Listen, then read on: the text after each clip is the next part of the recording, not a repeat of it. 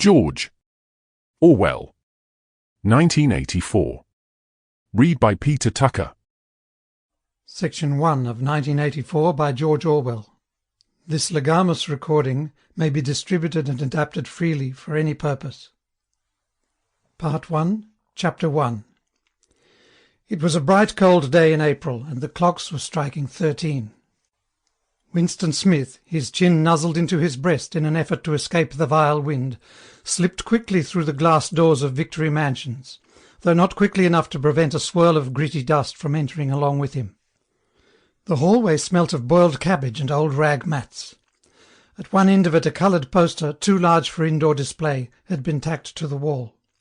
It depicted simply an enormous face, more than a metre wide, the face of a man about 45, with a heavy black moustache and ruggedly handsome features.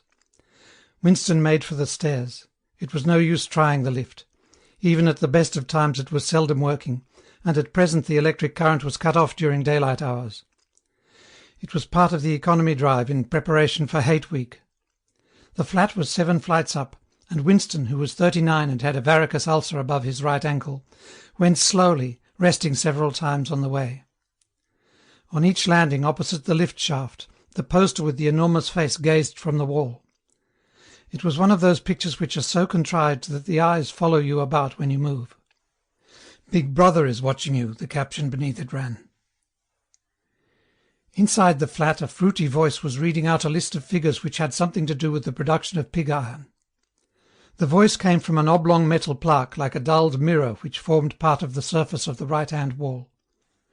Winston turned a switch, and the voice sank somewhat, though the words were still distinguishable.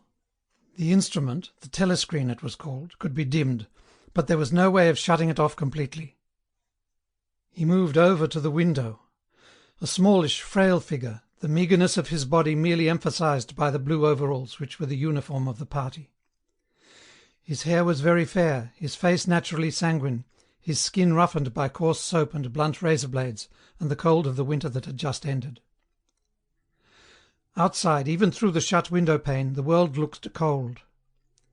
Down in the street little eddies of wind were whirling dust and torn paper into spirals, and though the sun was shining and the sky a harsh blue, there seemed to be no colour in anything, except the posters that were plastered everywhere.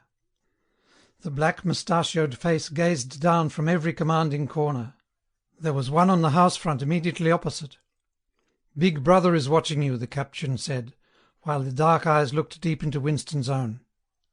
Down at street level another poster, torn at one corner, flapped fitfully in the wind. Sample complete. Ready to continue?